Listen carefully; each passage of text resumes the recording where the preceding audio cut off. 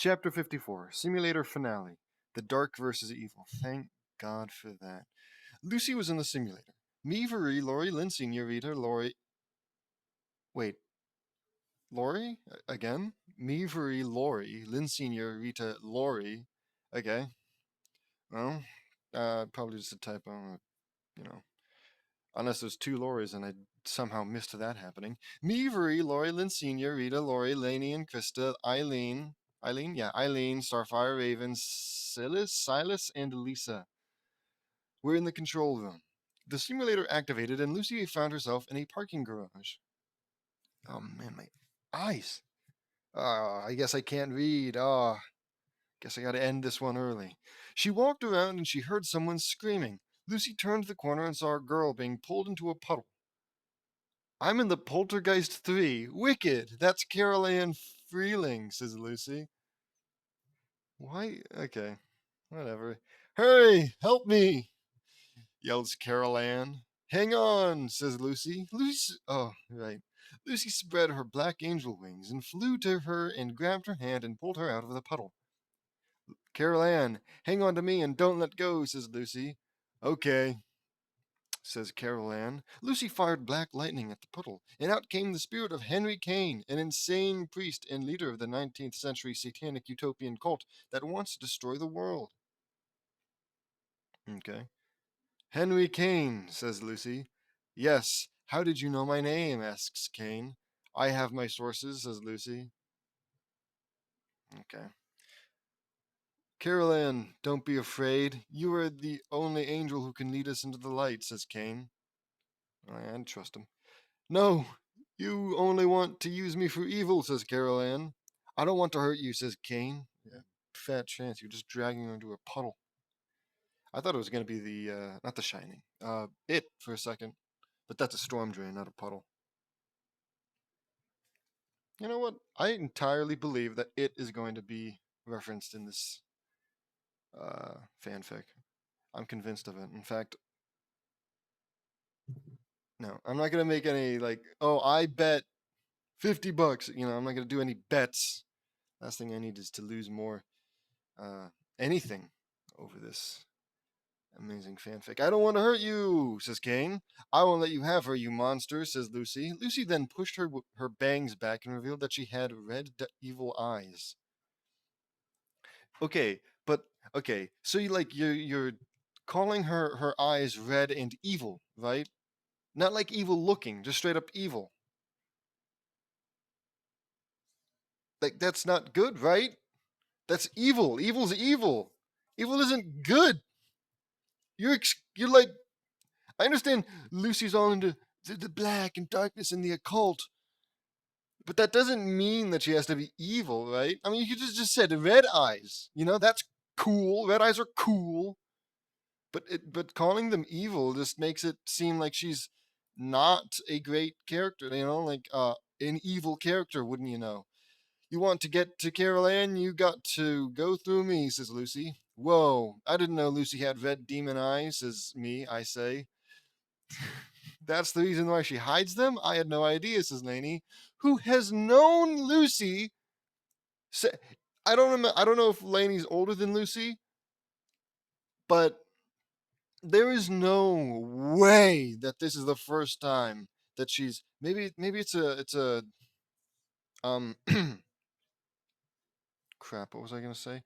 Maybe it's a actual thing in the actual Loud House show where literally nobody has seen her eyes. In which case, dear God, in which case, sure, you know, whatever, fine.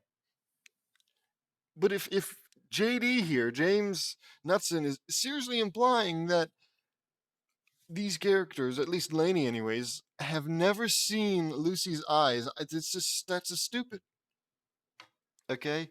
Um, where was I? That's the reason why I had them. I had no idea, says Lainey. Lucy's eyes are beautiful, says Silas. I genuinely okay, and I've said this a few times about like Krista, but I think I know where Krista's from. Krista's from the Lainey simulator episode where she went into Australia. But And this is going to, and I figured this was going to be a problem eventually. Honestly, I think it's a bit too soon, but what are you going to do? Um, I'm already forgetting characters. Okay, I don't even know who Silas is. And the issue is too that Silas has to be one of the more recent chapters. Silas? I think Silas sounds better. It's easier to say. Silas. This is gonna be like a random character, like I don't know, Mr. Bean, who says we have to save Lucy or something. It was just like, where the hell did Mr. Bean come from? But yeah, I forgot where Silas is from. Yeah, no idea. The reason we grew her bangs out, was because her eyes really scared us, says Lynn Sr., terrified. They would give us nightmares for life, says Rita. I don't think that at all. Lucy's eyes could literally scare the living daylights out of the most evil of people. What? I say. You don't believe that her eyes are very scary and could give you nightmares for life. But then you just go ahead and say that they're so scary they could scare the living daylights out of most evil people. And mind you, evil people are probably a little bit less susceptible to scary things just because the nature, I don't know. It just feels right for me. You can't just, you say one thing and then you say another. It's a level of oh, what's the word? Contradiction. That's what it was. Contradiction. I remembered it. I almost had to look it up, but I remembered it. Contradiction.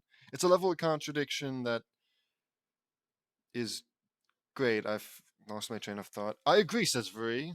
Thank you, Vuri. Your input is so very valuable. Me too. I think Lucy is gifted in all things that are dark. Well, like, where's that coming from, though? We're talking about her eyes, Eileen. Eileen. Pun. There. More effort into that pun than JD has put into any of his originals. What was I? You guys really care for all of us, says Lori. Yeah, I don't care if Lucy has red, scary eyes. I think they're perfect for her, says Lainey. Me too, says Silas. Friend Raven, Lucy is very talented in the dark arts, isn't she? Okay, dude. God, you know, I like Lucy too, but I'm not about to sing her praises in like the most out of pocket, strange. People don't talk like that. I'm not like talking about my friend and like, yeah, he's got really nice eyes. And gosh, is he good on the flute? And oh man, he can play the saxophone like crazy. And he knows how to draw better than, oh my God, I almost said, well, I did just say Hitler. Uh, you know, in fact, I don't have to say those things. All right. Because if we're friends, then chances are he knows that I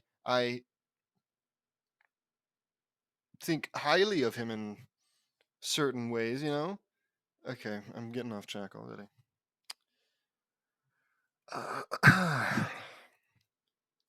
So it's just unnatural. It's what it always comes down to. How incredibly unnatural everything that James Knudsen seems to write comes off as. Okay. The dark arts, isn't she? Asks Starfire. She's more than that, Star. She has lots of unique powers that make her very special to the family. Says Raven. I agree, Raven, says Eileen. Me too, I say. Same here, says Marie. Lucy was ready to face Cain. Oh, right! That's what we were doing. Cain, your crimes against the world and the spirit world will never be forgiven. You will pay for everything you've done, says Lucy. I'm not afraid of you, says Cain. Okay. You should be, says Lucy. Lucy fired a black fireball at Cain, and it hit him in the leg and burned it off, and he screamed in pain. Is he not a spirit? Oh, well, okay, I just read ahead. How? I'm dead, says Cain. My powers can kill a spirit. Okay, you totally missed an opportunity to have Lucy say something cool like, not yet, when he said, I'm dead, you know? Of course, you also do need to explain that her powers can kill a spirit, because it's not exactly an obvious thing. Says Lucy! Kane growled and regrew his leg and vanished. Okay. He can just do that? Okay. But Lucy's demon eyes glowed and she saw him trying to get behind her and grab Carol Ann. Aren't you flying? I swear you were flying. Lucy grabbed Kane's hand, and he was still invisible. Nice try, Kane, says Lucy. How? No human can grab a spirit, says Kane. Guess I'm special. Okay, says Lucy. Lucy threw Kane into the wall behind the puddle and fired black lightning and electrocuted him. Just my thing. Da da da da da. Kane got up and was infuriated and changed into his true form. You are really a monster, Kane, says Lucy. Kane roared. Are you not gonna like describe Kane's true form? I'd like to know. Give me a good visual image of it. James Knutson here is willing to describe the devil's endowment, but God forbid he have to describe the true form of a spirit. Whatever. Okay, you really are a monster, Kane, says Lucy. Kane roared, and Lucy fired a black fireball, and it hit his head, and it blew it off. Is that it? You are going back where you belong, you monster, says Lucy. Lucy fired a huge blast of black fire at Kane. I have a scratch. Hold on. There we go. And it started ripping him apart. Carol Ann put her hands on Lucy's shoulders and concentrated, and it made Lucy's powers stronger. What? I guess I don't know much about Poltergeist 3. Bruce Gardner, Pat Gradner, probably misspelling, Donna Gardner, and Tangina Barons arrived. Join your hands and channel your power into me. Come on, the fate of the world depends on it. The fate of the world, it's one demon or spirit that you are very easily defeating right now, but whatever. She's right, let's go, says Tangina. Bruce, Pat, Donna, and Tangina put their hands on Carol Ann's shoulders and concentrated, and it made Lucy's power stronger than ever, and Kane was forever obliterated completely. Oh, wonderful. Enjoy oblivion, Kane. You're finished forever, says Lucy. Lucy, Carol Ann, Bruce, Pat, Donna, and Tangina killed Kane. Is that what happened? Oh, so like all this reading that I was doing about how they were fighting and then inevitably killed Kane was was them killing Kane? No way! Hey, here's an idea, JD. All right, I can save you. I can save you like one small line of text. You don't have to very like obviously describe what very obviously just happened, okay? Right? It's not like I'm reading this. Believe you me, it's who in the right mind would like start looking at the Loud House Revamped, just casually skim through the stuff and then see uh bu- bu- bu- bu- killed Kane. Oh, good, because I didn't want to read that. If like, believe you me, if anybody reads this line as like, oh, thank God, because I don't want to read all this, chances are they aren't going to read the Loud House to begin with.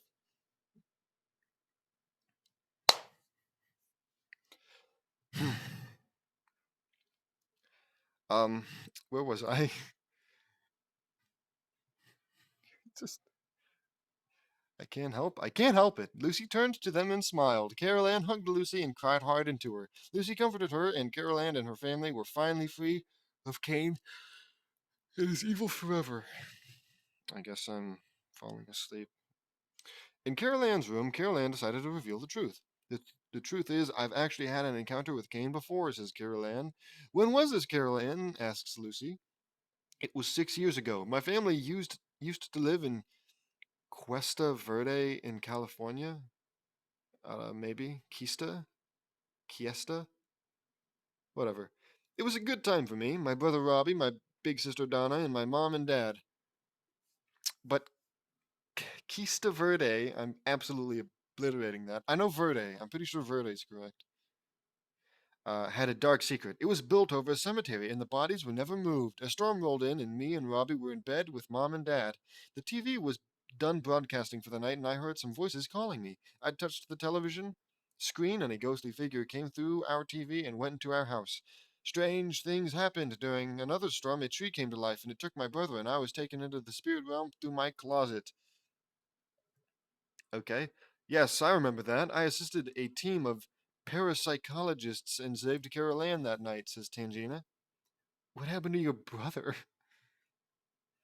Is he dead? But then our home got destroyed and we went to live with my grandmother. but Kane found us, and he would not stop tormenting us. I was sent to live here in Chicago. That's terrible, Carol Ann.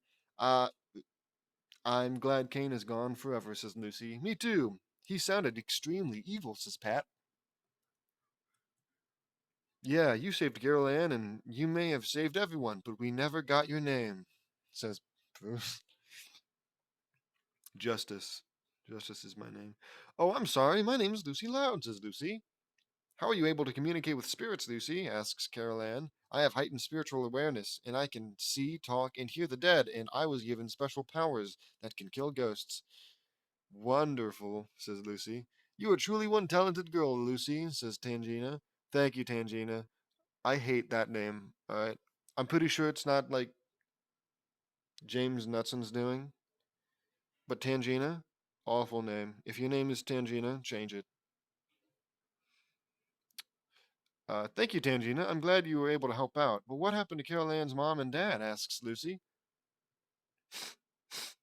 Diane and Stephen were both found to be insane and were sent to an insane asylum, says Pat. Robbie and Donna were placed into the foster care system, says Bruce. Whoa, that's bad. Carol Ann, I'm sorry, says Lucy. It's okay, Lucy. Thank you for your concern, though, says Carol Ann. You're welcome, Carol Ann. I hope all this doesn't scar you for life now that Kane is gone. I think we're well past that, Lucy, says Lucy. I have a feeling it will. I've been through so much over the past 6 years. I wish there was something I can do to help, says Lucy. The lights started flickering. Is that Kane again? Asks Pat. No, this is someone else, says Lucy. A light came in, and it was the spirit of Carol Ann's grandmother, Jessica Wilson. Mom, says Pat. Grandma, says Carol Ann. She hugged her and cried. Wait, what? Pat? Why does Pat say mom? Wait, what? Now I'm confused. What? Is what? Is Pat Carol Ann's aunt? I'll have to assume. She hugged her and cried. You've grown so much, Carol Ann. I'm very proud of you. It's thanks to you and Lucy that we can now rest in peace, says Jessica. I know, Grandma. I miss you so much. But Kane destroyed my family. What is happening to me? Says Carol Ann. I know. He ruined our lives, but he's gone now, and he will never terrorize our family again, says Jessica. I know, but I miss everyone, says Carol Ann. My eye. Gosh. I know, says Jessica. Lucy, you have saved not just my family, but the entire afterlife, says Jessica to Lucy. I'm glad I could help out, Jessica, says Lucy. Mom, I miss you so much, says Pat. I know, Pat. I miss you and Diane too. Donna, you are growing up really fast. I wish I could see how you will progress, says Jessica. Me too, Grandma. We all miss you, says Donna. I know, Carol Ann. You are a strong girl, and never forget that I will always be with you. I will never leave you wherever you go. That's weird, says Jessica. I know. Thank you, Grandma. I love you, says Carol Ann. I love you too. I have to go now. My people need me. Never forget that I will always be with you, says Jessica. I want Grandma, says Carol Ann. They hugged one last time. Take care of Carol Ann, Pat, says Jessica. I will, Mom. I love you, says Pat. I love you too, Pat, says Jessica. We get it. Jessica then vanished and went back to the afterlife. That was beautiful, I say. I'm glad that everyone can rest in peace now that Kane is gone forever, says Vuri. That's like the most I've seen Vuri talk in a while. Like, perhaps like the most she's talked in this one line. She's talked more in this one line than she has in like the last 5 chapters or something. Um, Me too. Carol Ann and her family have been through so much as Eileen. Kane deserves to stay in oblivion for all eternity. He destroyed that family beyond repair, says Raven. That man is a monster, says Starfire. No kidding, Star, I say. Well, now, Kane can enjoy oblivion forever, says Len Sr. I agree, says Rita. Lucy went back home and a wormhole appeared, and she went in and the exercise was done. What, like, okay. I need to point this out, because it's deeply concerning to me. Lucy went back home and then a wormhole appeared, and then she went in, and now the exercise is done? Where did she go? Right? When she went home, did she not come back to the loud house? Where did she go? Where did she wind up when she went through the wormhole? Still in the loud house? It's so confusing, JD, James Knudsen. Whatever. The simulator was now running at maximum power. Wait, this is the finale too. What? It's not even a special. It's just another. Okay, another chapter. The end. Another chapter completed. This is the final chapter of the Simulator saga. I wanted to do a Poltergeist 3 themed chapter for Lucy. Poltergeist was a very strange movie trilogy for me. I never really understood the full concept of it completely. Okay, that curse that reared its ugly head with it ruined the lives of the cast and crew. I was scared of this series hardly at all. Surprisingly, these three movies were the only supernatural paranormal horror films that did not scare me. You're so cool, JD. But this 13-part series was truly a huge amount of work. I hope you all like it. If it was such a huge amount of work, don't do it next time. What do we get out of this? Right? Because clearly everyone is already perfectly fine at using their powers, so it's not like it was helping train anybody. Maybe we got a bunch more characters that you'll forget about. Yippee! See you next time. Poltergeist 1, 2, and 3 are owned by Steven Spielberg and Metro Goldwyn Mayer. Fantastic. Chapter 55, Sound of Silence. Back to the usual. Look at all that bold. I missed it. The title card has a ton of noise going on over the intro music, such as objects breaking and crashing out my nose, dog barking, cat yowling, Luann laughing, and Lola and Lana yelling. Enter Lincoln, who is holding a new comic book. Lincoln kicks off shoes. Shoes off. Shirt remove, he says, taking off his shirt. Pants be gone. As he removes belt and drops pants. Awesome. Lincoln enters his room. Enters room. I don't know which room. We'll figure it out. Woohoo! It's New Comic Wednesday, and there's no better way to read comics than in your undies, I suppose. Ultra rare comic? Check. Optimal reading attire? Check. Lincoln puts on gloves. Comic protection? Check. Well deserved and much desired peace and quiet? Check. However, Lucy is on his bed's headboard. I have to tell you about this dream I had last night. We were in a simulator, but it wasn't a simulator. It was more of like an interdimensional traveling device.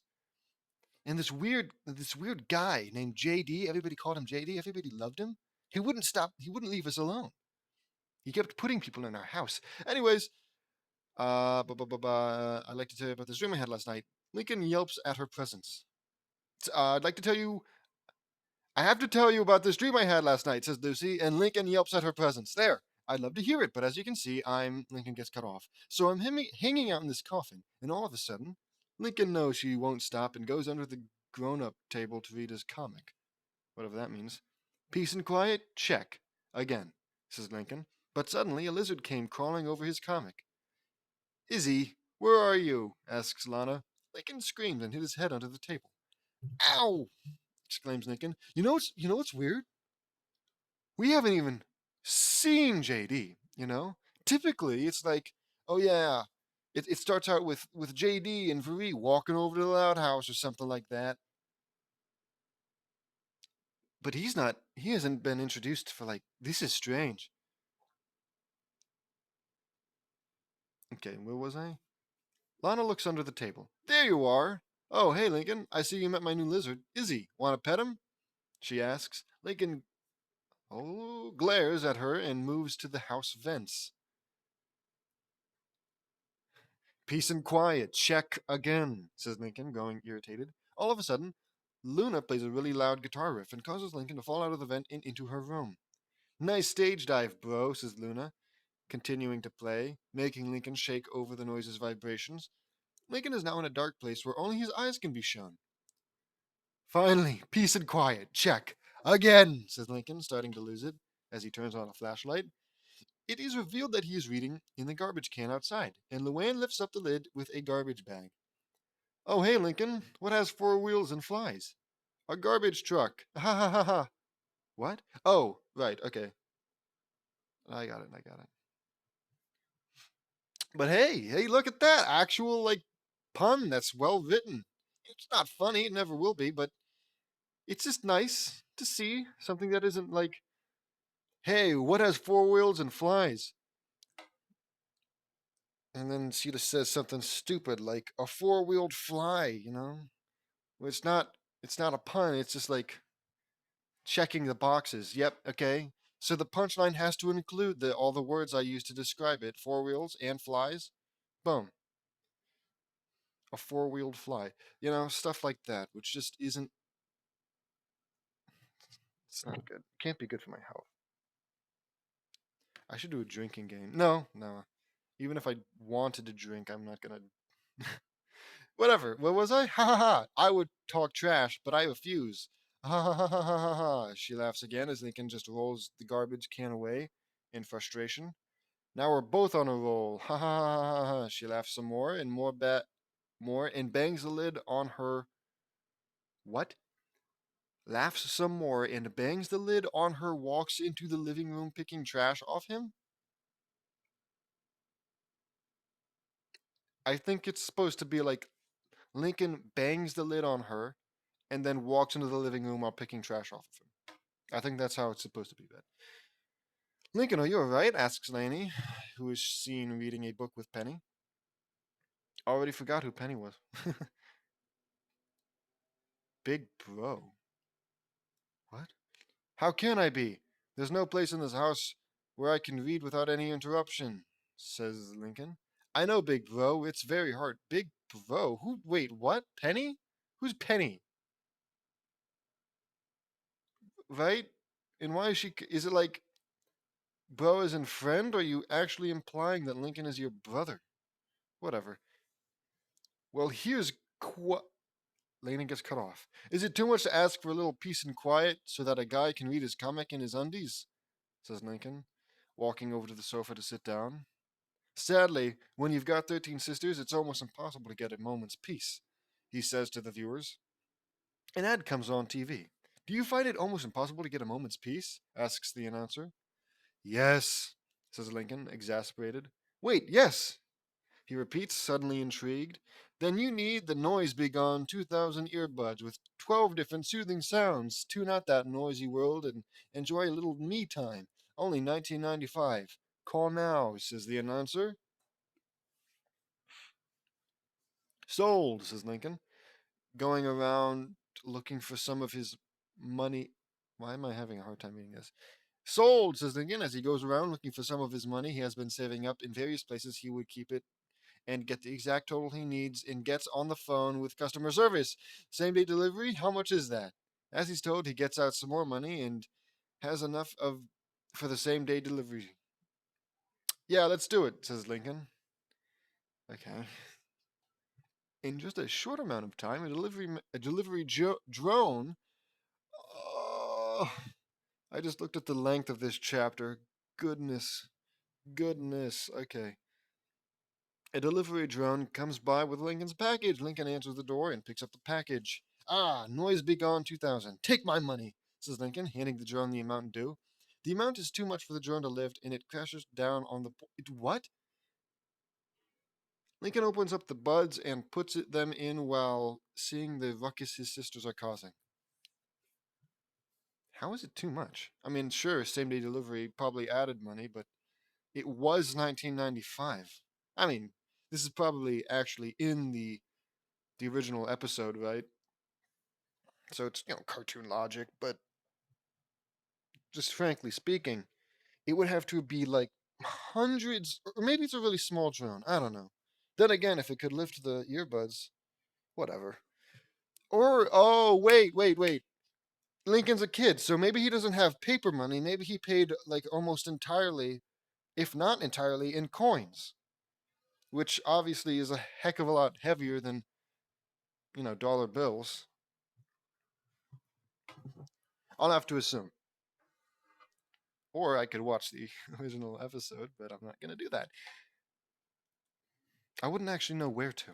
I suppose maybe I could pirate it, but I don't have Cartoon Network anywhere. Whatever. Noise be gone.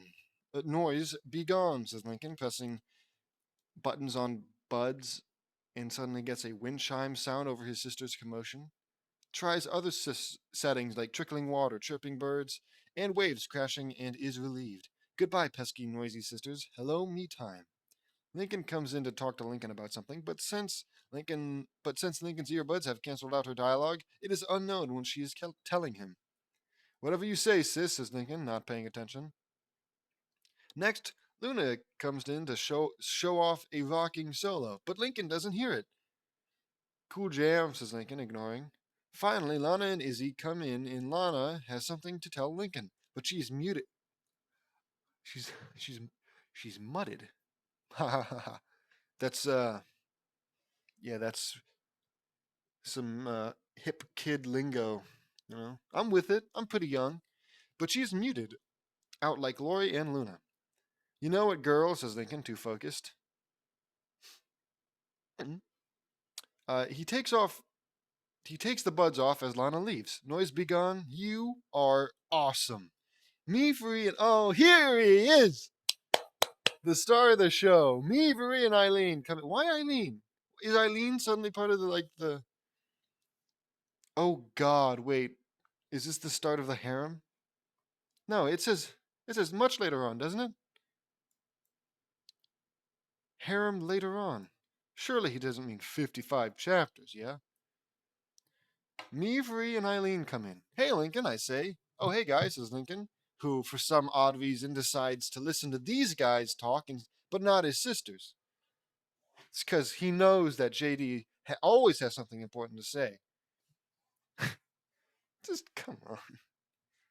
Literally, the episode where all Lincoln is trying to do is have peace and quiet and not talk to anyone so he can have me time, and you can't even somehow figure out how to rework that chapter with your OC to just. It's a simple fix. Just don't have him talk to you guys. I just.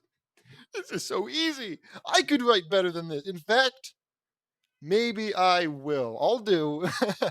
Oh, that's an awful idea. I'll do the Loud House revamped, where I try my damnedest to make this thing better, readable. It is like, realistically, all I would do is take out everything he's added, and it just becomes a Loud House at that point. Anyways, God, I've put that idea in people's head. Hell, I've put it in my head. I said hell. Strike one. I put it in my head, so there's a decent chance I might even do it. Where was I? What are you doing? Oh, wait. Hey, oh, hey, guys, says Lincoln. What are you doing? Asks Marie. I was reading comics in my underwear. I bought these noise-canceling earbuds, says Lincoln, showing them to us. See? When I put them on, I hear. Oh, wait. Skipped one. I heard about those. They really work, says Lincoln. I say. I'm so unprofessional right now. When I put them on, I hear wind chimes, a peaceful pond, the ocean, and more, says Lincoln. That's like a white noise machine in the form of earbuds, I say. That's kind of what it is. Yeah, that's kind of what it is, says Lincoln. You need peace and quiet when reading comics? You and I are alike, Lincoln. My brother Derek bugs me whenever I read about dinosaurs, says Eileen. That's too coincidental, says Lincoln. I guess. Where's Linka? Asks Marie.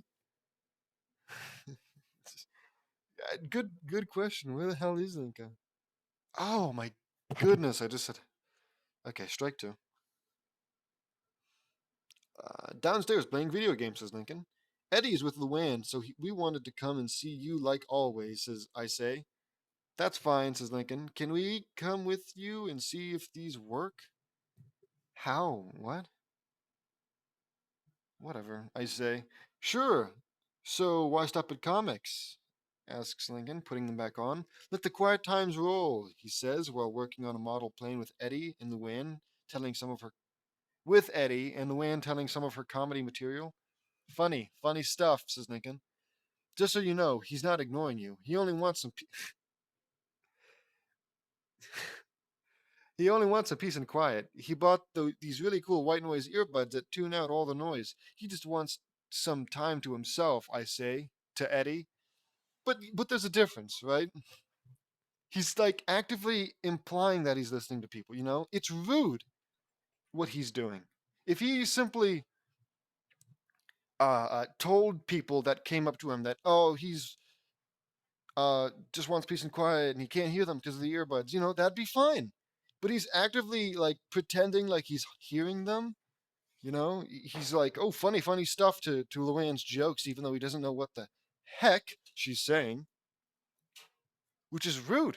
You know, there's nothing wrong with wanting peace and quiet, but if you, what is that? My bad. Um. Anyways, there's nothing wrong with wanting peace and quiet, but if like you are just blowing people off, you know, like sure, sure, whatever, yeah, whatever. You know, it's just mean to them at least. Um, what was I doing? Reading. That's what I'm always doing. That's understandable. I had a lot of noise problems back in Peach Creek, and it was not pleasant, says Eddie. Thank you for telling us, JD. It sure is noisy in here. No, no, no, no. You can't do that. That's not even. It is noisy in here. That's why he's got the goddamn headphone earbuds in. Dude, Luann, James, because you're the one who wrote this one. It sure is noisy in here. Yeah, good observation. But not a pun. Not a joke. It's not even clever. You can't just. Thank you for telling us, Shady. It sure is noisy in here. Rimshot laughs. Ha ha ha ha. Okay. Get it? Asks the man. Meavery, Eileen, and Eddie laugh. Good one, Luann, I say. I got it. Ha ha ha ha, laughs Eddie. Raven was with them too. Raven was with them too. Ha ha ha. Noisy. Ha ha ha. I just got it, says Raven. What is happening? Well, Meavery, Eileen, and Linka play video games with him, and Lynn is watching. You betcha, Linarino, says Lincoln, while Meavery, okay, yeah, that's how I should have read it, my bad. You betcha, Linarino, says Lincoln, while Meavery, Eileen, and Linka play video games with him, and Lynn is watching. Uh-huh, he says, while working on a magazine puzzle. We walk by Lucy. I hear that, he says past Lenny. Absolutely, he says across Lisa, who is holding some beakers. Okay. Lincoln goes into his room to shoot some hoops. Oh my head. Okay. It's just really weird reading it all like this. You know, because I understand what's happening. He's walking past each of the sisters and just, you know, saying something. I'm not exactly sure how to read that. Whatever. It's good enough. Laney comes in and I tap Lincoln on the shoulder and he turned off the earbuds and looked at her. Hey Lincoln, I know you find it tough to find a moment's peace in this house, and don't get me wrong, I know what that's like, so I just want to know that you can come to me for some quiet time, says Laney. Thanks, Laney, I appreciate that, says Lincoln. You're welcome. Hey, maybe you can help me with my hobbies. Tomorrow morning sound good? Says Laney. I feel like this is the exact thing that like Lincoln wants to avoid, you know? I mean, not exactly. He says, well, because he wants peace and quiet and me time? Whatever. Thanks, Laney. I appreciate. Tomorrow morning sound good. Sure, says Lincoln. Thanks, Lincoln, says Laney, walking off. Laney's a great sister, says Eileen. Oh yeah, she's the voice of reason for the Louds, I say. I heard she. What? Why are we even talking about this? I heard that she beat up a kid and got him expelled for terrorism. Yeah, okay. Team Loud Phoenix Storm, we beat up terrorists. Got him expelled for terrorism, says Eileen. His name was Chandler Henderson. Oh, I keep skipping. Yeah, she beat up an insane lunatic and got him put away, says Marie. His name was Chandler Henderson. He was a very popular kid at my school, says Lincoln. He was also a psychotic sociopath. He hated the entirety of Rural Woods Elementary with a terrifying vendetta, and he tried to hurt a lot of our friends. He had his birthday party held at the sewage center. We didn't go, I say. And like, this is all because James Knudsen doesn't like this bully character who, if I'm correct, only shows up in a handful of episodes. It just doesn't make sense. How you could be so, like, it's a kid, dude. I don't know how old he was when he wrote this particular chapter, but he had to at least have been a teenager. It is like, oh yeah, to think that this is a healthy way to deal with characters you hate. Whatever. Next he tried to throw a party at the nuclear power plant, but we stopped that, says Marie. Lastly, we got Lainey to stand up to him, and she beat him up bad, and we inadvertently made him spill the beans about his evil plans. Inadvertently, huh? Says Lincoln. He was going to start a fire in the science lab and burn down the school and make us take the blame, but luckily that didn't happen, as if anybody would believe that. I say, whoa, when you said he was insane, you weren't kidding, says Eileen. Linka walks in. I heard about that. You guys are true heroes, says Linka. Thanks, Linka. Well, it was an accidental heroic deed. We had no idea that he was going to pull something that heinous. I say, me neither, says Lincoln. Lincoln, we're going to the kitchen to get some water. Do you want us to get you anything? I ask. No, thank you, says Lincoln. Me free, Eileen and Lincoln leave the room, and Lola comes in to talk to Lincoln about something important, but thanks to the buds, he can't understand her. What Lola's talking about is worrying her, but he just tunes her out more.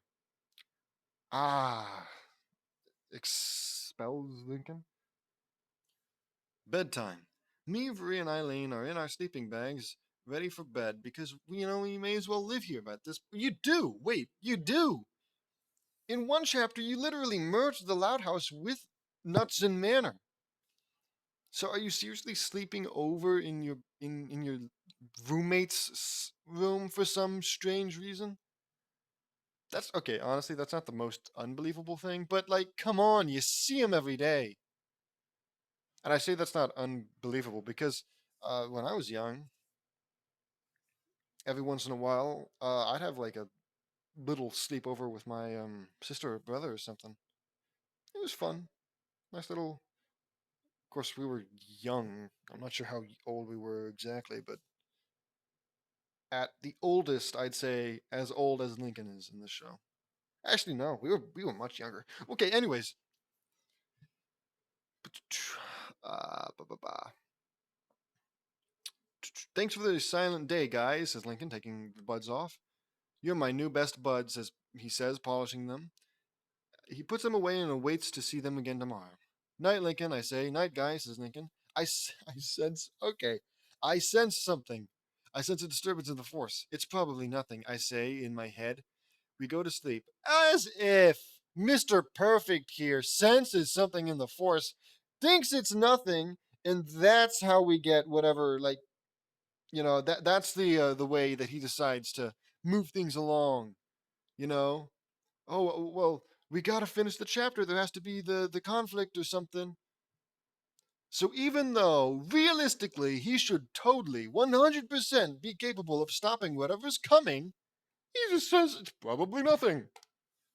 I guess that's one of his flaws, one of his character flaws, as few as they are. It's that sometimes he's a bit not standoffish. Doesn't take things seriously, I guess. Sometimes we go to sleep. The next morning, Lola barges into Lincoln's room. Lincoln! Lincoln screams and falls out of bed. I am in a sleeping bag on the floor. Oh, morning, Lola. You need help setting up another beauty pageant practice run? I ask. No, thank you, JD. But thanks for offering. But Lincoln, don't forget you promised to do that thing for me by 3 o'clock today. Huh? Asks Lincoln, obviously confused, as he notices his earbuds are on the floor and quickly hides them. You didn't forget, did you? Asks Lola, suspiciously irked. Of course I didn't, Lola, says Lincoln, chuckling. Ha ha ha. I notice Marie and Eileen's sleeping bags are empty. Where's Marie and Eileen? I ask. Good. Good, because you wouldn't want to make me mad. Oh, Marie and Eileen are in the kitchen eating breakfast, JD. Like, why? What's the point of that? Who cares? Keep moving along the important stuff. Ah, thank you, Lola, I say. You're welcome, says Lola, walking off. Now, what did I promise? Asks Lincoln, worried. Enter Lynn. Hey, Lincoln, says Lynn. Hey, Lynn, you don't happen to know what I promised? Lynn grabs him. Come on, let's go. It's go time, she says. For what? Asks Lincoln. Me and Linka follow them, and Lily accompanies us.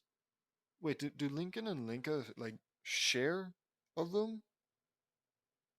Because, like, I guess it makes sense if they would, but whatever. What was I? Where was I? Lynn takes him out into the backyard, and we arrive seconds later. Lynn, what's happening? Asks Lincoln. Hiya! Says Lynn, hitting Lincoln with a drop kick, but I block it out. Yeah, no, Lincoln shouldn't have to face consequences for his actions. It's not like that's what good storytelling and good character development and all that is for. But I block it out. What was I saying? I block it out. You have a great kick, Lynn, but what's all this about? I ask. Name in bold, so I suppose JD was in this episode, wouldn't you know it? Thanks. Practicing my kickboxing. Hoo-yah! Yesterday you said you'd be my sparring partner, says Lynn, throwing more kicks at me, and I block them.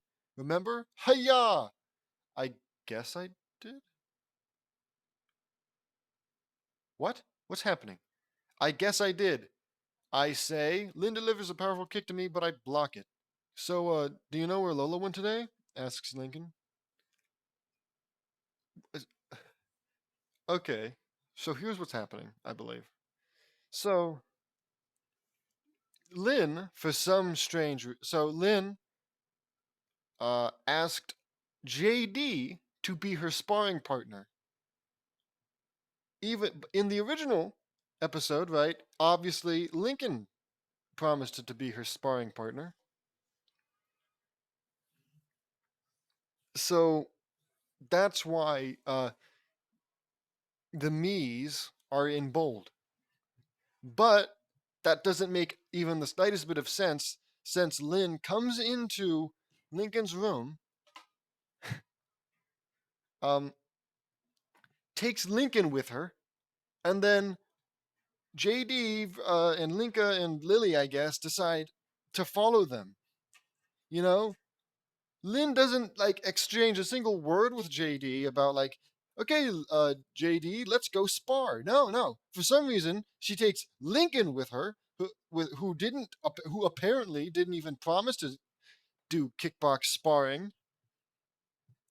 I guess she just kind of expected JD to follow. Maybe she's a little aware of JD's nature in this universe and how he has to. I don't know. Like, come on. If you're going to do this, at the very least, just have it be like, it's a few small changes, right? Where it's like, Lynn enters the room. Okay, JD, let's go sparring. And then JD's all like, yep, okay, let's go. And then boom, done. That's it. That's all you have to do. Why do you do this, James? Leave these stupid. Oh my God. I'm looking at the scroll wheel and I'm realizing the scroll bar and I'm realizing how much more there is to read. I can't afford to be mad right now. But it's stupid, it's bad, and I hate James Knudsen, and I hate this fan fiction, and I'm going to keep reading. Do you know where Lola went today? Nope. Why? Says Lynn, hitting me with another powerful kick, but I block it, and God forbid you don't block a hit. Because if JD gets hurt, oh, well, that means JD was slightly bad at something. Can't have that. But also, Lynn still has super powerful kicks, so she's not losing either. Nobody loses. I can't. I need to read. I need to read. Well, I guess I promised to do something for her, but I sort of forgot what it is, says Lincoln. What? You'd better remember. You know what happens when you make Lola mad. Did I ever tell you about the pudding accident? Says Lynn, jumping over me and punches him, but Lincoln blocks it. Okay. No, says Lincoln. Pudding incident? What happened? I ask. Flashback to the pudding incident. So you ate the last pudding, huh? Asks Lola, noticing that there's no more pudding in the fridge and Lynn has the last cup. Oh, did I? I didn't know. Guess so, says Lynn, realizing. Oh, that's okay, says Lola with a demonic grin on her face. Later, as Lynn is getting ready for bed, she notices something under her blanket. She lifts it up and discovers that Lola popped her soccer ball with a soft knife and screams in horror. End flashback. Is that a reference to Oh, what's the? I forgot. I can't believe it. But that movie where they put a horse's head in some guy's bed or something. Whatever. Is it The Godfather? It might be The Godfather. Woo! Wait. Oops. And all because you ate the last. Oops. Crap. I keep getting ahead of myself. End flashback. Lola popped your soccer ball with a soft knife and hid it under your covers? I ask. And all because you ate the last pudding? Asks Tinkin. Tinkin? Asks Tinkin. Are you really Tinkin? Lincoln, terrified. Yep, now stay focused. Hiya, says Lynn, suddenly calm. She kicks Lincoln right into her soccer goalie net. Goal, she exclaims, running off. Woo, says Lincoln. You all right, Lincoln? Asks Marie. Yeah, says Lincoln. Okay. Enter Lenny. Lincoln, come on, I need you, says Lenny. For what? Asks Lincoln. Don't be a dope. We talked about this tomorrow? I mean yesterday. Okay. Right, because Lenny's the idiot. I was like, no way, James Knutson mixed up tomorrow and yesterday. Lynn seems content about this. Me, Linka, and Lily follow them. In Lenny's room, Lenny is using Lincoln as a mannequin for a new design. Me, Marie, Eileen, Linka, and Lily are watching. I think my design for the Manitard is really working. Thanks for agreeing to be my model, says Lenny, sewing, poking Lincoln with a needle. Ow! Yeah, sure. So, let me ask you a hypothetical, says Lincoln, realizing Lenny would not know what hypothetical means. I mean, a what if question. Say you promised Lola to do something for you, but you forgot what it is. Landon? Landon? You're in huge trouble, exclaims Lenny, shoving needle into Lincoln in shock. Who's Landon? My name is Lincoln, says Lincoln. You know what happens when you make Lola mad. Did I ever tell you about the tiara crisis? Asks Lenny. Tiara crisis? Asks Free. What happened? Asks Eileen. Flashback to the tiara crisis. Lenny sits down in her chair, only to hear a crunching sound and finds out she sat on Lola's favorite tiara. Lola sees the aftermath. Oops, sorry, Lola, says Lenny. Oh, that's okay, says Lola, with the same demonic grin from Lynn's flashback. In Lori and Lenny's room, all of Lenny's stuff is gone. Where's all my stuff? Asks Lenny. Step right up, ladies and gentlemen. Free stuff, says Lola outside. Lenny looks outside and notices that Lola is giving away all her stuff and gasps in demise. My sister doesn't need this stuff, but you do, says Lola. And flashback. Lola sold all of your stuff? I say. Oh, she didn't really sell it, did she? It's because it's free, right? It's more of a giveaway, donation. All because you accidentally broke her tiara? Asked Lincoln, petrified. Lola is a mad girl, says Lincoln. And voila. Okay, girls, fashion show, says Lenny, finished. What? Girls? No way, says Lincoln, embarrassed. You promised, says Lenny. Lenny's friends pop in and ogle Lincoln in the manitard. One of them even takes a selfie with him, much to his embarrassment. I shield Lincoln in a dome of darkness to cover him. Sorry, ladies, fashion show is over, I say. Just stupid. Aw, say all the ladies. They left. In Laney's room. Are you sure you can do this? Asks Lincoln. Laney is seen wearing a ballerina tutu. Totally, just like you said, says Laney. Laney takes a running start and then leaps to Lincoln, where he catches her and then falls. Oof! We should really work on that. But why is Laney doing this? This feels like a Lola activity, doesn't it? Laney is art. Laney is the artiste. Whatever. We should really work on that, says Laney. I am playing on the violin, Marie is on the flute, and Eileen is playing the clarinet. We are playing Igor Stravinsky's The Rite of Spring. You really are. You're all really good at playing that, says Lincoln. We stop. I know the stopping to like be all like thanks or whatever, but just kind of seems funny, like out of spite. Violin is one of my favorite instruments, and to be honest, I've never had a lesson. Oh, of course, I've never had a lesson in my life, I say. But naturally, I pick it up, and I'm the best at I'm the best violinist in the gosh darn world.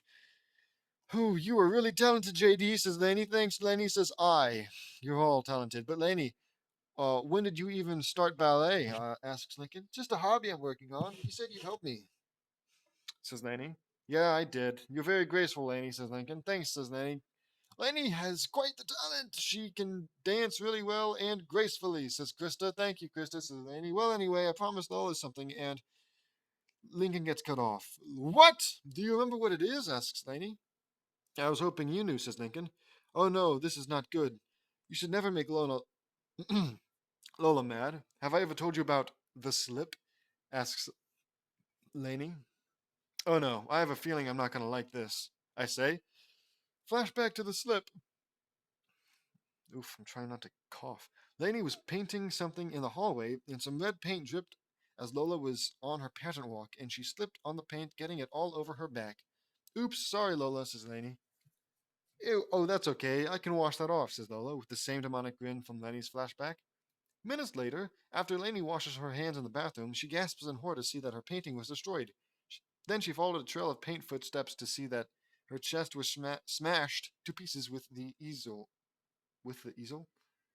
Probably a painting tool or something that I don't know. Which made Laney scream in horror. End flashback.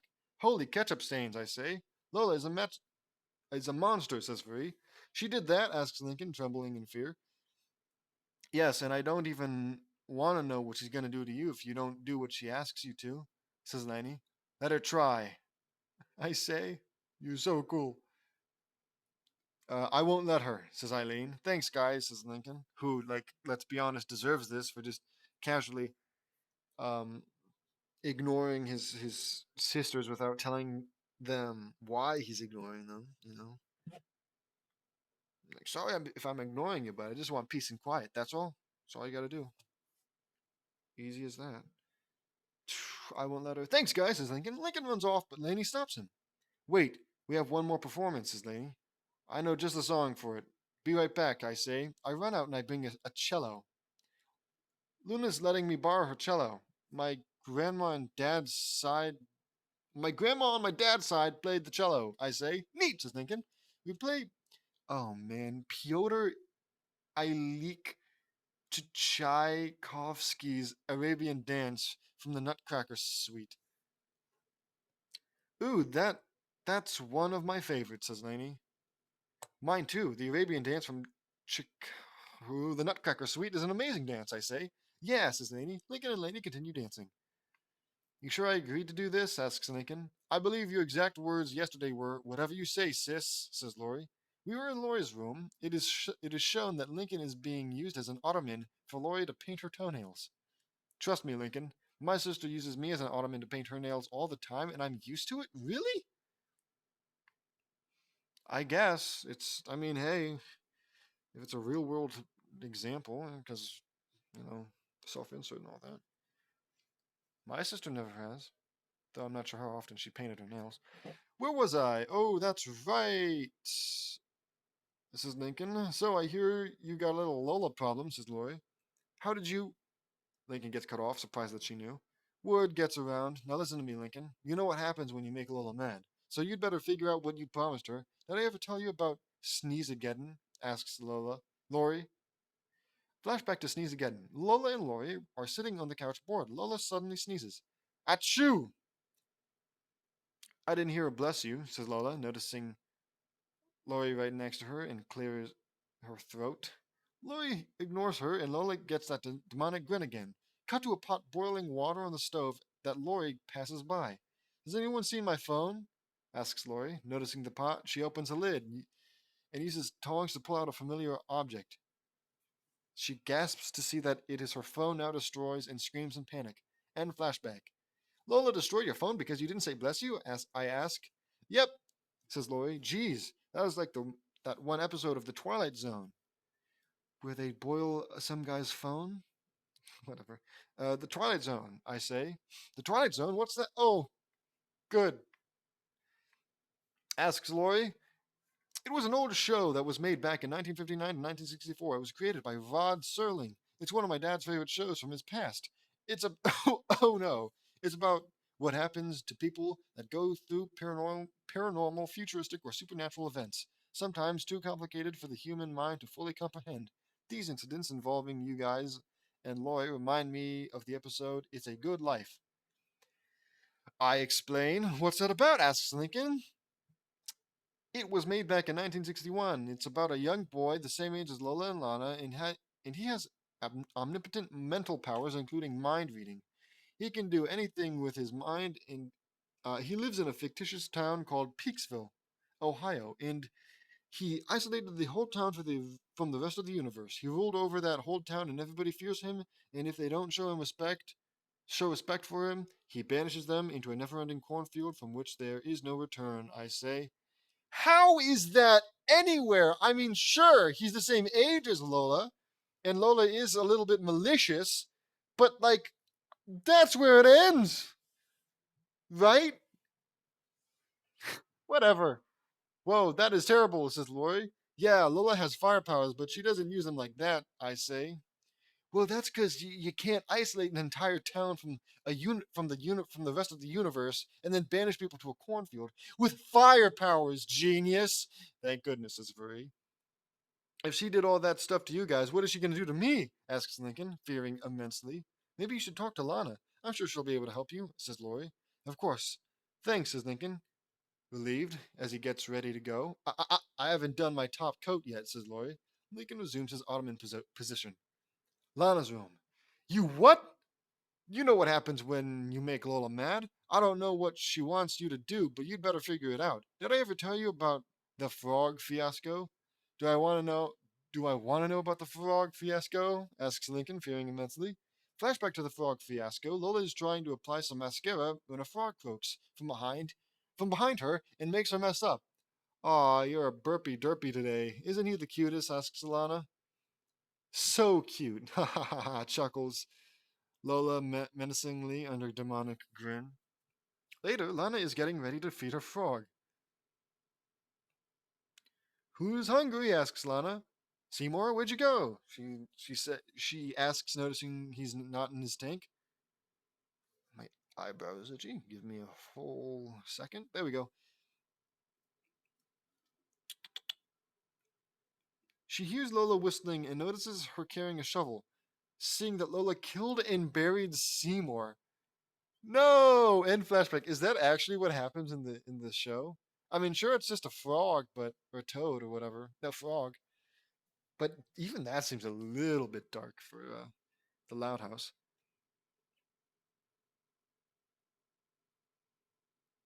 End flashback. I mean, I can't prove that she took out Seymour, but I never saw him again. Says Lana. This is turning into a nightmare. I say. Lana, what am I gonna do? It's almost 3. You gotta help me. Cries Lincoln, desperate and scared. Okay, okay, take it easy, says Lana, thinking for a second. I know, why don't you just think of everything she might want you to do and then do it, says Lana. Everything? Asks Lincoln. Remember Seymour, asks Lana, despondently. Lincoln realizes he has no other choice and gives it a try. We polish Lola's tiaras and beauty pageant trophies, clean her side of the room and princess mobile, mow the lawn, and clean the gutters. Why does Lola care whether the gutters are clean? Asks Lincoln. I know. It's crazy, right? Asks Lana. Well, this will prevent water from pouring over the side, says Vuri. Lin- Lincoln has never repaved. Lincoln has even repaved the driveway. I don't know why. I keep messing up these easy sentences. Lola does love a smooth driveway, says Lana. Lincoln even makes top topiary sculptures of in Lola's honor to the point where he's too tired to keep doing these tasks. Phew, I did it, says Lincoln, fatigued. Woo, I'm beat, says I. I keep doing that, I say. 1 minute to 3. Good luck, guys, says Lana, seeing the time as she prepares to leave. Wait, where are you going? Asks Lincoln. Somewhere safe, just in case, she says, closing the door and leaves. The time has come, and Lola is not pleased. Lincoln, it's 3 o'clock. You failed me, says Lola, bursting in. You know what happens when you make Lola mad, she says, sporting her demonic grin and has flames of fury in her eyes and an aura of fire around her. Meavery, Eileen, and Linka stand ready to defend Lincoln. Wow, awesome, wow. I'm sorry. I would have done what you asked me, but I didn't hear you, says Lincoln, begging for mercy. I was wearing these. All I heard was the sound of waves, he says, revealing, or crickets. Doesn't matter. The thing is, he gets cut off after revealing the earbuds. I keep, I need to know when to say certain, whatever. You know, I know you didn't hear me, says Lola, going from blind rage to suddenly calm and merciful. Huh? Asks Lincoln. Eddie, Jesse, Lapis, Starfire, Raven, Terra, Volcana, Woody, and the other sisters, sans Lisa, pop in. Why not Lisa? Sans means like excluding, right? Why not Lisa? Pop in with satisfied smiles, but Laney and Luann didn't have smiles on. You're not as clever as you think, Lincoln Loud, says Lola. Okay, what's going on? I ask. Flashback to what Lola was trying to tell Lincoln yesterday. Lincoln, is this too much mascara? Be honest, it's super, super, super important. Says, asks Lola, coming into Lincoln's room. Ah, I couldn't agree more, says Lincoln, having muted Lola out. Agree with what? Asks Lola, confused. Right back at you, says Lincoln. Okay, you're so weird, says Lola. Lincoln's basketball shoots out of bounds and knocks over his wastebasket, revealing the nose begone package, which Lola notices, making her make the demonic grin she made in all those other flashbacks. So, Lincoln, are you the biggest dork in the world? Asks Lola, slyly. You can say that again, says Lincoln, unable to hear her. What? Making her. What? When did he put the earbuds back in? What? You can say that again, says Lincoln, unable to hear her. And do you love the taste of dog poop? She asks. You know it, answers Lincoln. Lola slyly smiles and tells the other sisters about the ear. Oh, wait. The flashback hasn't ended yet. I'm an idiot. My bad. The other sisters about the earbuds. So, he's been tuning us out all day? Asks Lori. Lola nods. No wonder he didn't help me restring my guitar, says Luna. Or come to my seance, says Lucy. Eddie and I knew about it, says Luann. JD told us about it, and we respected his wishes, says Eddie. I'm gonna go rip those earbuds and, says Lynn violently, but she gets cut off. Wait, there's gotta be a non-violent way to teach Lincoln a lesson. Oh, there is, says Lola. You can think of it, but I'm out, says Laney. Me too, says Luann. Friends don't hurt friends, says Eddie. And there, okay. That's where the flashback ends. So, all that stuff you guys made me do today, that was all made up? Asks Lincoln. The sisters minus Luann and Laney nod. Yep, says Lola. Mine wasn't. Your part was true, and I didn't want to put. Your part was true, and I didn't want to participate. Lola threatened me, but I knew she was going. She was using that as an incentive. Shows truly how nice, what good friends you guys are, right? Could have saved Lincoln from all this stuff, but no, no. Oh, she threatened me. What's she gonna do? Maybe Lincoln should start being mean. Who cares? Uh, I gotta keep on track. I don't. Mine wasn't. Your part was true. Or I thought me into these. I didn't want to do it because it was wrong, says Luann. I didn't want to do it either, says Eddie. You guys did the right thing. This was a very elaborate setup, I say. This was pure genius, says Eileen. I agree, says Marie. Me too, says Linka. This was truly a good plan, says Jesse, who I, honest to God, forgot was even here. I can't believe you guys pranked me like that, says Lincoln. You had it coming, little bro. You can't just ignore us. You were your family, says Luna. And remember, you're not the only one who has to live in a noisy house. We all do, says Lori. I didn't want to participate either because I never hurt my big brother, says Lily. Good for you, Lily. But Lincoln, family comes first. Always, says Marie. True, says Lincoln. Hey, where's Lisa? Was she part of this too? I ask. No, she was doing some strange stuff, says Penny. Oh, she's in her lab, I say. But then Lisa rushes out in a panicked state. Lincoln, Lincoln, you were supposed to help me with my lab experiment, says Lisa. Okay, Lisa, you can give it a rest. I know all about your little joke, says Lincoln, thinking she's in on it. What joke? Says Lisa, noticing the earbuds. I'm gonna need those, she says, taking them, putting them on, and hides under Lincoln's bed. There's a rumbling going on in Lisa's room, and it causes a giant explosion that blows the entire roof off the house, and it lands back on top of the house, upside down. When the smoke cleared, I had everyone protected in a force field that canceled out the loud noise of the explosion. So cool. I released the force field. Is everybody okay? I ask. Yeah, we're fine, answers Woody. But the explosion flipped the roof upside down, says Eileen. Lisa comes out. Excuse me. Lisa comes out. Is everyone all right? Asks Lisa. Yes, we're okay, Lisa, I say. Lynn Sr. and Rita walk in. Lynn Sr., why is the roof upside down? Asks Lynn Sr. We all walk down to the living room. Lincoln, you explain everything and I'll go fix the roof, I say. Okay, says Lincoln. I fly up and lift the roof off and flip it right side up and put it back on the right way. Because that's how that works. I guess it's cartoon logic, who cares? 10 minutes after Lincoln finished explaining what went down. And that's what happened. And all because I wanted some quiet. I wasn't trying to ignore anybody. I just wanted to read my comics in peace. I could have just left the house and do that if I didn't need to strip down to my underwear and to feel more comfortable doing it, says Lincoln. JD told me and Luann, and we respect his need for quiet. L Senior in Peach. What? For quiet, L Senior. In Peach Creek, I had a lot of noise problems, and it got on my nerves, says Eddie.